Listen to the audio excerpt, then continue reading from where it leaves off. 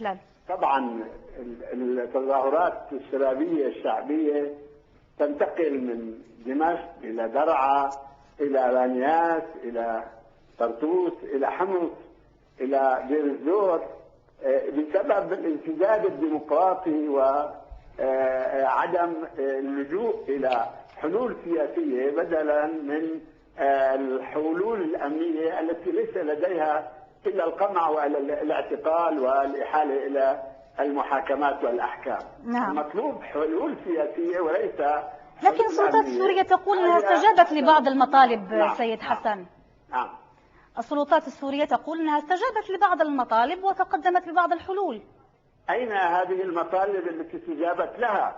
قانون العفو العام اللي كان ينتظر كل الناس وكل أهالي المعتقلين السياسيين أن يتم الإفراج عنهم بقانون العفو العام لم يشمل أحدا إلا واحدا هو الأخ هيثم المالح بحكم السن، لم يشمل معتقلا سياسيا واحدا أو سجينا سياسيا، وهذا ما بدأ يفجر الأمور لأن هناك غضب.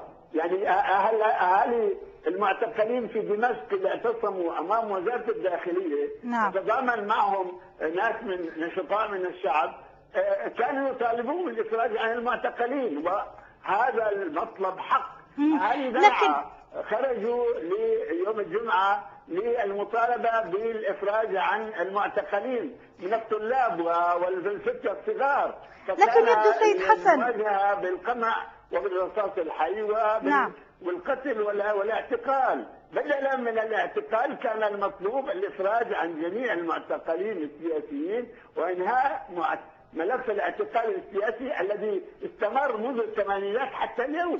لكن يبدو سيد حسن أنه سقف المطالب قد علا الآن، يعني كنتم تطالبون أو كان عندكم مطلب معتقلين ومطلب قانون الطوارئ، ألا تعتقد أنه السقف الآن قد أصبح عاليا؟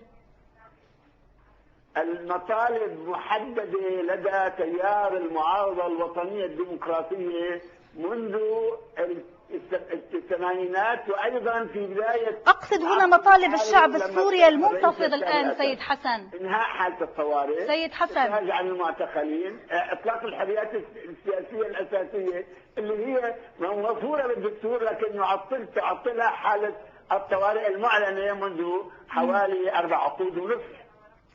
هذه عن مطالبكم سيد حسن. أنا كنت أسألك عن مطالب الشعب السوري المنتفض الآن مطالب الشعب السوري كما طالب الشعوب الأخرى، الشعب المصري، الشعب التونسي، الشعب اليمني، الشعب الأردني، الشعب العراقي. يعني يبدو أن سقفها ارتفع سيد حسن. يطالب بالحرية والكرامة والعدالة الاجتماعية، يطالب بالأوضاع الاستثنائية من فساد واستبداد وغياب للحريات وقمع للحريات، يطالب بأن يمسك مصيره بيده.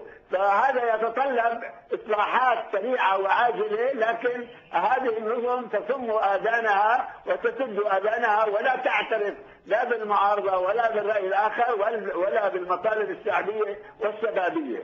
طيب يعني ألا تعتقد أن مطالب الشارع السوري قد على سقفها الآن سيد حسن؟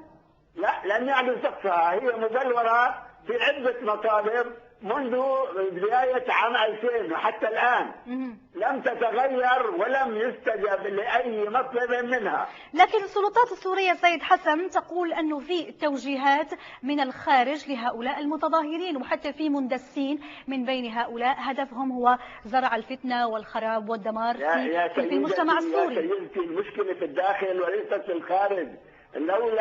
لو كان قانون العفو شمل كل المعتقلين السياسيين وأفرج عن معتقلي الدرعا لم كان نزل حدث الشارع ولا ما كان حدث شيء اطلاقا، ولو كانت تمت الاستجابه لافراج عن المعتقلين واطلاق الحريات السياسيه والاساسيه واصدار قانون احزاب وتعديل قانون الانتخابات لم كان لا يمكن ان يحدث شيء، لانه المعارضه الوطنيه عاليه يعني تتصرف بمسؤوليه عاليه جدا وتقدر الظروف والاوضاع وبنفس الوقت التيار الشبابي أيضا وهو لديه وعي عميق وعريق، ولا يريد الانتقال لا يريد ممارسة العنف ولا اللجوء إلى العنف. المعارضة الوطنية نبذت العنف منذ بداية ال2000، منذ بداية التسعينات نبذت العنف ورفضت أي نوع من أنواع العنف.